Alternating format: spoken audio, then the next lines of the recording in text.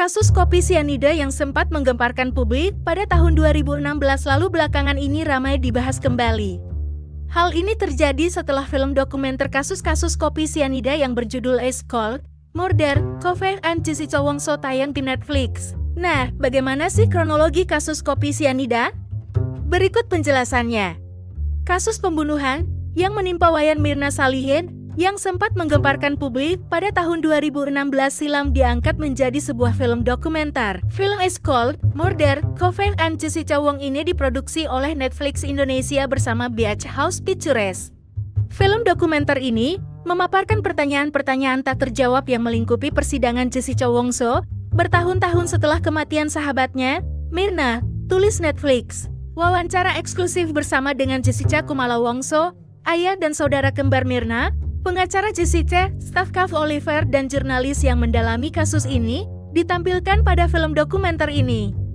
Kejanggalan-kejanggalan mulai disadari, dan kasus ini pun menjadi ramai dibahas kembali oleh publik. Mulai dari kejanggalan tindak otopsi, pelaku hingga penyebab kematian menjadi topik hangat yang dibicarakan publik.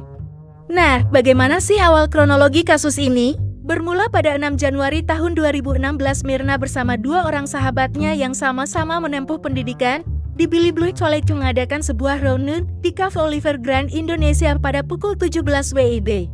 Dua temannya ini adalah Jessica Kumala Wongso dan Hani Buan Juhita. Sekitar pukul 15.32 WIB, Jessica datang lebih awal dan memesan es kopi Vietnam beserta 2 koktail. Pemesanan es kopi Vietnam ini diduga atas perkataan Mirna melalui grup WhatsApp mereka. Lalu kemudian Mirna dan Hani sampai di cafe dan menghampiri Jessica di meja nomor 54. Mereka pun mulai basa-basi dan Mirna kemudian meminum es kopi Vietnam yang telah dipesan Jessica untuknya. Kemudian Mirna mengalami kejang-kejang, mulutnya mengeluarkan busa dan kehilangan kesadaran selang beberapa menit setelah meminum es kopi tersebut. Ia pun langsung dilarikan ke klinik di Grand Indonesia dan kemudian dirujuk ke Rumah Sakit Abdi Waluyo. Namun, ia terlebih dahulu menghembuskan napas terakhirnya sebelum sampai di rumah sakit.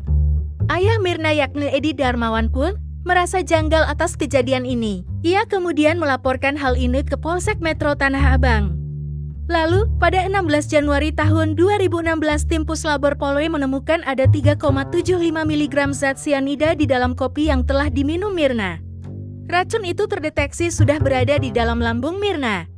Proses penyelidikan dan penyidikan pun dilakukan hingga Jessica Kumala Wongso pun ditetapkan menjadi tersangka pada 29 Januari tahun 2016. Persidangan demi persidangan diadakan selama 10 bulan hingga akhirnya pengadilan menetapkan Jessica Kumala Wongso bersalah dan dijatuhi hukuman 20 tahun penjara. Demikian kronologi kasus kopi sianida yang menimpa Wayan Mirna Salihin.